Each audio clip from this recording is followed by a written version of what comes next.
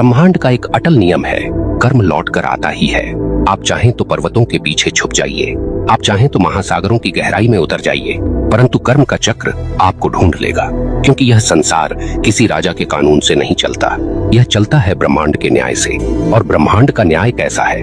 निर्दयी, निष्पक्ष और बिल्कुल सटीक। यह न तो रिश्वत लेता है, न पक्षपात करता है। जिसने जैसा बोया है वैसे ही काटना है। अक्सर लोग पूछते हैं, अगर कर्म इतना ही शक्तिशाली है तो क्या प्रार्थना, तपस्या या दान इसे बदल सकते हैं? सुनिए, प्रार्थना से आपका हृदय शुद्ध हो सकता है, तपस्या से आपका मन स्थिर हो सकता है, दान से आपके कर्मों में प्रकाश जुड़ सकता है, परंतु जो किया है उसका फल भुगते बिना कोई विकल्प नहीं। हाँ, आप उस फल को हल्का कर सकते हैं, उसके वार को धीमा कर सकते हैं, परंतु उससे भाग नहीं सकते। ब्रह्मांड की अदालत में तारीख टल सकती है, पर फैसला कभी रद्द नहीं होता। अब सोचिए, जब आप किसी इंसान के साथ अन्याय करते हैं तो वास्तव में क्या होता है? वह इंसान आपको कोसता है, उसकी आत्मा से निकली आह सीधी ब्रह्मांड तक पहुंचती है और ब्रह्मांड इसे दर्ज कर लेता है। अब वह आह आपके जीवन की राहों पर कांटे बनकर बिछती है। कभी वह आपके काम बिगाड़ देती है, कभी वह आपके घर में कलह भर देती है, कभी वह आपके मन को बेचैन कर देती है और आप सोचते हैं ये सब क्यों हो रहा है, पर आपको याद नहीं रहता कि आपने किसी और की राह काटी थी। आप भूल गए, पर ब्रह्मांड ने नहीं भुलाया।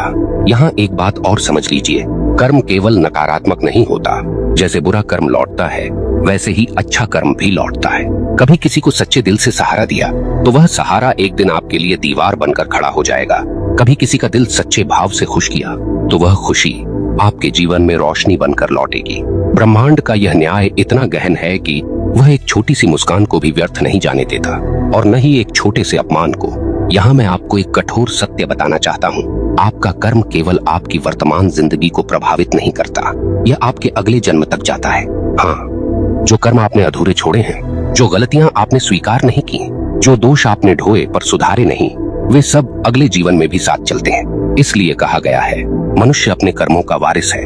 आप सोचते हैं मैं तो मर जाऊंगा, इससे किसे फर्क पड़ेगा? परंतु मरने से कर्म का खाता बंद नहीं होता। आपके शरीर का अंत होता है, पर आपकी आत्मा वही सब लेकर आगे बढ़ती है। ब्रह्मांड तब तक चैन नहीं लेता जब तक आपको आपके कर्मों का फल न दिला दे। अब आपसे एक प्रश्न पूछता हूँ, क्या आपने कभी देखा है कि कोई बच्चा जन्म लेते ही संघर्ष में होता है और कोई जन्म लेते ही वैभव में? क्या आपने कभी सोचा है क्यों कोई अपंग पैदा होता है और क्यों कोई जन्म से ही स्वस्थ और बलवान? क्यों कोई भूख में जन्म लेता है और क्यों कोई सोने की थाली लेकर? यह सब संयोग नहीं, यह सब कर्म का लेखा है। ब्रह्मांड किसी को बिना कारण दुख या सुख नहीं देता। अब एक और गहरी बात, कर्म केवल व्यक्तिगत नहीं, सामूहिक भी होता है। कभी आपने देखा है कि किसी पूरे समाज पर विपत्ति आती है, पूरा नगर डूब जाता है, पूरा गांव अकाल झेलता है, कभी कभी पूरे राष्ट्र पर संकट आता है। क्यों? क्योंकि उस समाज के सामूहिक कर्म का परिणाम वही होता है। अगर लोग सामूहिक रूप से अन्याय करें, सामूहिक रूप से भ्रष्टाचार करें, सामूहिक रूप से निर्दोषों को सताएं, तो उसका फल सबको भुगतना पड़ता है। यही कारण है कि इतिहास गवाह है, सभ्यताएं उठी और सभ्यताएं मिट गईं,